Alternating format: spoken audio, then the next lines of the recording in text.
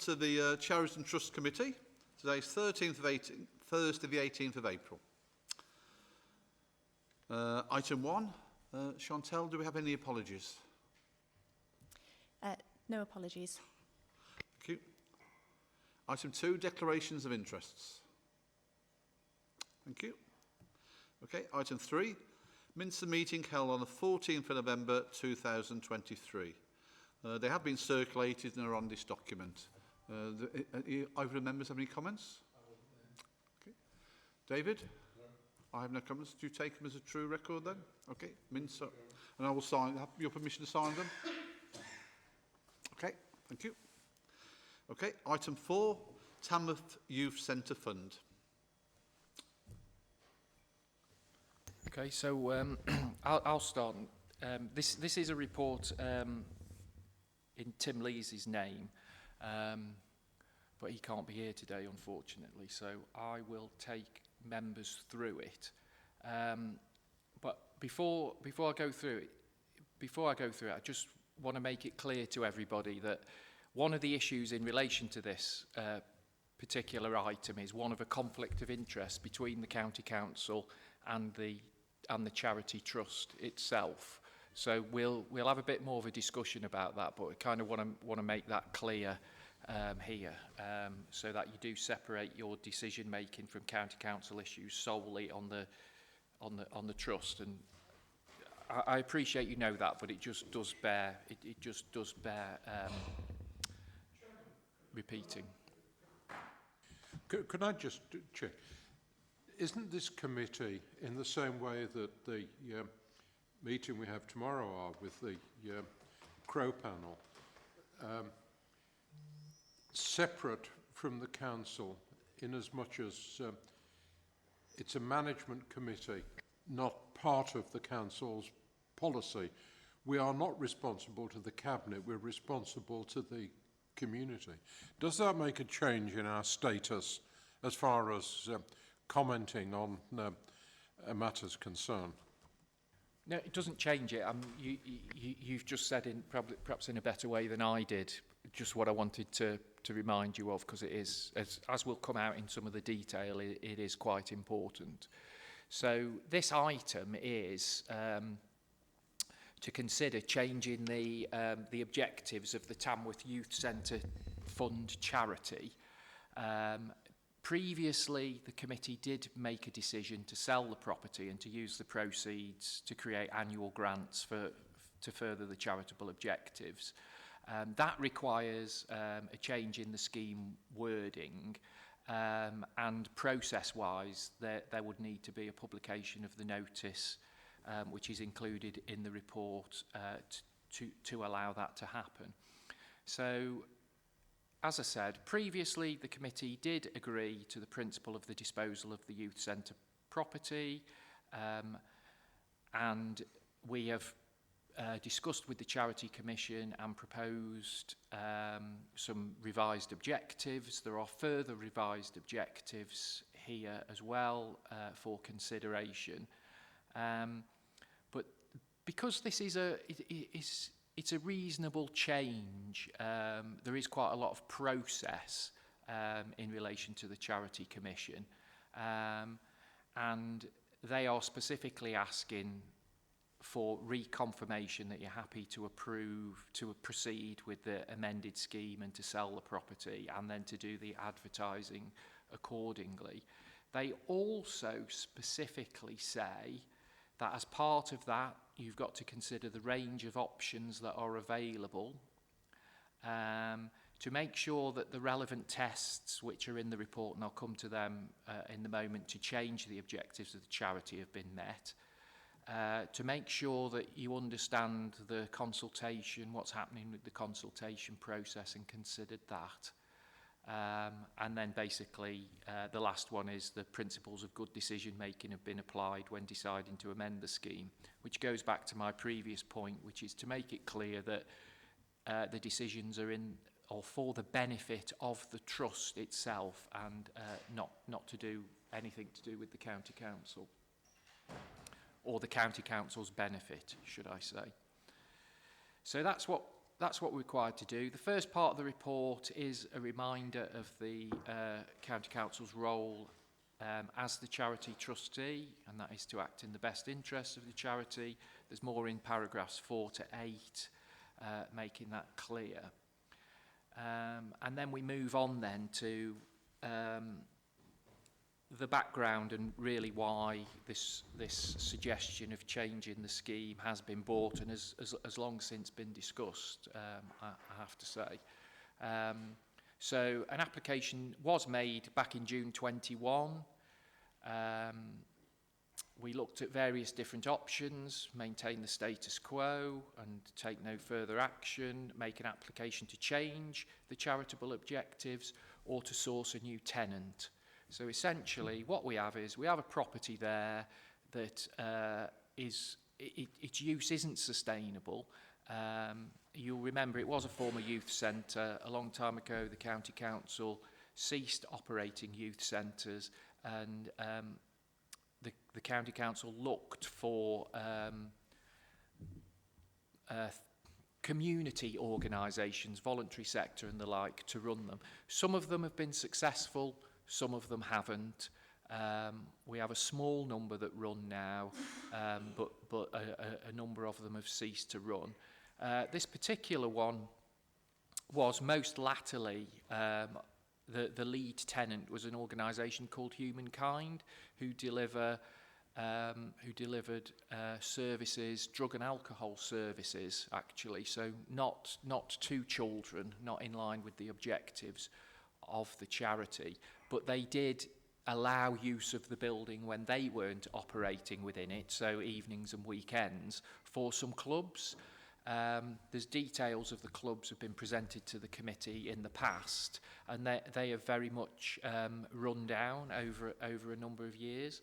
The previous tenant has now moved out because the County Council has changed its drug and alcohol service delivery.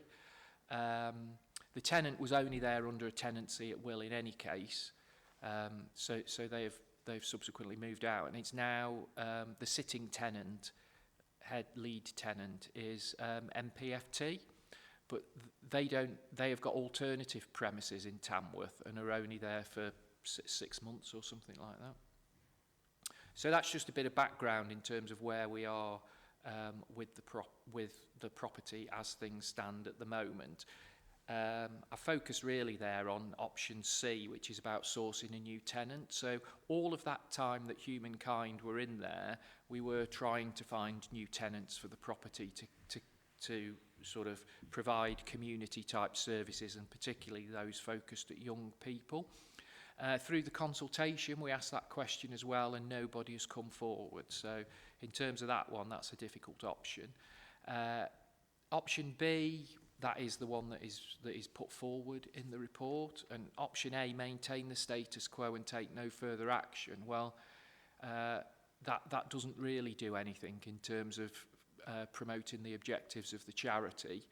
The clubs that are in there at the moment is Tamworth Radio, which isn't directed towards children, and there is a table tennis club in there.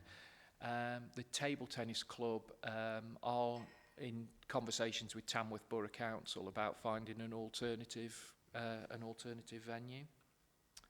So they are the options that are put forward. There is background information in the appendices.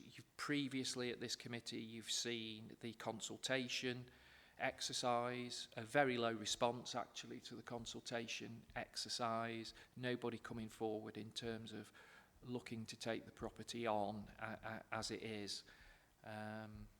So then we have progressed a little bit, and starting at paragraph 14 in the report, we talk about the revised wording of the scheme to enable the property to be sold and therefore to provide the benefits to young people within the Tamworth area rather than through a building.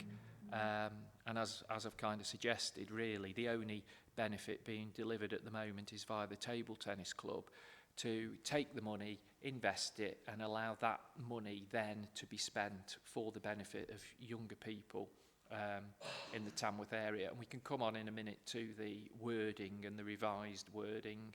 In actual fact, I'll do that now. So on paragraph 15 of the report, the previous wording was to promote social, mental, moral, physical and spiritual well-being of younger residents under 25 years of age in Tamworth and the surrounding district, with the object of improving the condition of life for the same persons. So the Charity Commission have proposed slightly different wording, which is to provide or assist in the provision of facilities for recreation or other leisure time occupation of persons under 25 years of age who are resident in the area of benefit, with the object of improving the conditions of life for the said persons. So I think the spirit of that is similar, but obviously you'll have your views on in terms of the specific wording. And as paragraph 17 says, it's for the trustees to consider and determine the wording and whether you agree with it. If we proceed with this, then there needs to be a public notice about the proposed changing, and then obviously any objections or representations will go to the Charity Commission or potentially yourselves, and then we'll have to consider those based upon whatever actually comes out of posting the notice for a month, I believe. Vanessa, that's right, for a month. We then talk a little bit about equalities, implications. So there's something in the Charities Act there about equalities. I mean, I think in terms of this, obviously, the objectives of the charity are actually pointed towards younger people, so we need to be aware of that. I don't think as officers we're aware of any other equality type issues in relation to what is being presented. And then the legal implications, again, they are reasonably significant in the sense of understanding that any decisions made are for the benefit of the charity and not for the county council. So I think that's it really in terms of the report, which is all we want to raise. I would just remind you that the requirements of so yeah, there is something that I need to come back to specifically then. So range of options, the relevant legal tests in section 62 of the Charities Act, which is at paragraph 25. So this is to change any scheme for the charity. You have to meet. You have to look at the objectives set out in this section 62 of the Charities Act. So that is, the objectives set out in the current governing document can no longer be carried out, or not in the way laid down in the governing document, have been fulfilled or adequately provided for in other ways, do not provide a use for all of the charity's income and property, use outdated definitions of areas, places, classes of people, have ceased to be charitable in law, have stopped being a useful way of using the funds or property, for example, providing very small payments or gifts of food or fuel to beneficiaries, where two or more charities with similar objects want to merge but do not have the legal power to do so. Clearly, the last one doesn't apply. Have stopped being useful in a way that funds or property, in accordance, that is a point that we are trying to make. There is only the table tennis club that is using that property. Cease to be charitable in law, that doesn't apply. Outdated definitions of area, places or classes of people, we believe that if that was the case, it's been revised in the new wording that's put forward.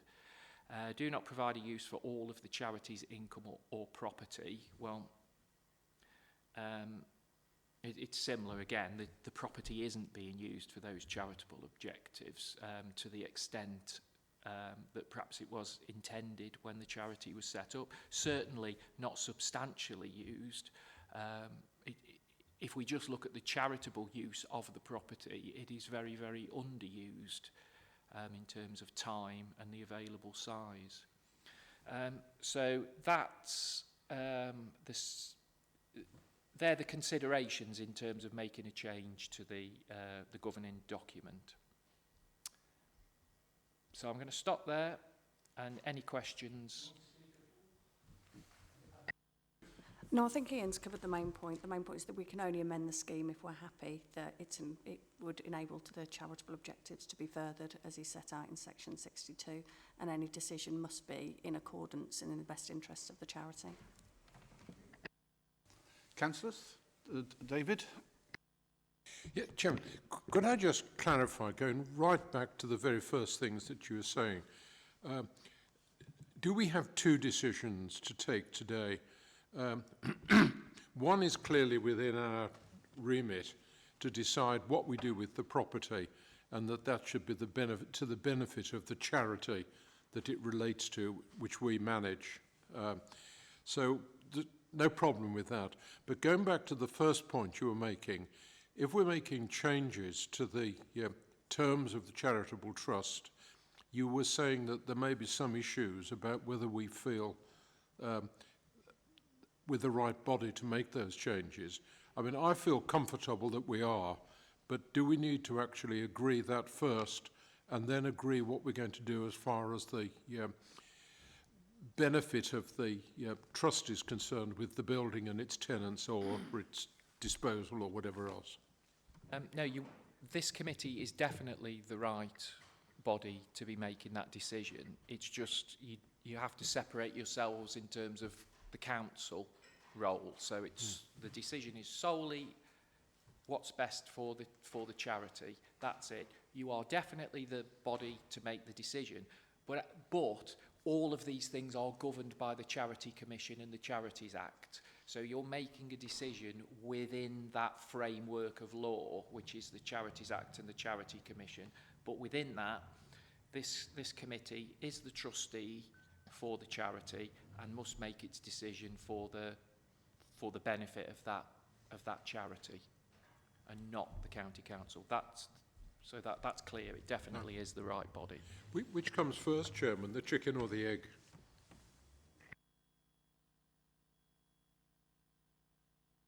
Thank you, Chairman. I'm fairly sure I get where we're coming from on this report. Apologies if I say something that's not correct. But just for a simple man's approach, the building is due to be sold because we haven't got sufficient tenants for it and income, and it's a past legacy from the youth club days. My concern or question is, if we sell the building and there's a sum of money that's derived from that sale, and that money will then be put into trust to be used to increase the interest from that pot. How do we? What's the mechanism of management of that money in terms of who benefits from it? We've got fairly strict guidelines, under 25 Tamworth, completely get that, but who's going to actually do the work, the administration? And if there isn't anybody, what's going to happen? Is that pot just going to carry on increasing in value and with no beneficiary? I explained that this does go back quite a long way, and I think unfortunately, Mark, that's probably before you were on the committee, so apologies that I haven't made that clear in my summary. So the proposals were that the money would be invested similar to arrangements for others, and then that the income from that is then spent every year, and we were proposing that skivvies manage the distribution of those funds. So you'll be aware that that's the youth voluntary organisation in the county. So quite well placed actually to understand what it is young people want, and will engage with local organisations and distribute that money, and then they'll come every 12 months and present a report back to the committee in terms of what the proposals are, what they're thinking of doing, and indeed a backward and a forward look in terms of actually where that money has been spent and what those benefits are. So just to be correct, the money that's derived from the sale, the income from that money will go towards Skivvies distributing it, and we will definitely get a report at this committee. I think that's incredibly important. The second one really is presumably Skivvies will adhere to the trust's legacy in terms of Tamworth children or Tamworth young adults under 25, so that will come back in the report as well. Yep. So you may be aware that we do have a contract for what the county council has a contract for wider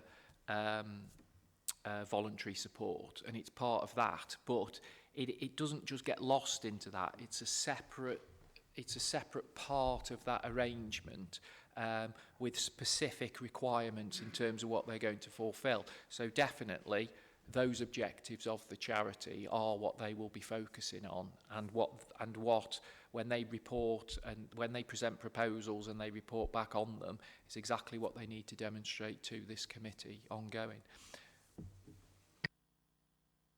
From discussions with Treasury, the intention is also that the payments won't actually be made by Skivvies. We will hold the funds and continue to do so. So we will be checking every proposal, and it's only once we as trustees are happy that it complies with the objectives that the funds will actually be released. Excellent. Thank you. Thank you, Chairman. Councillor Hewitt? No, okay.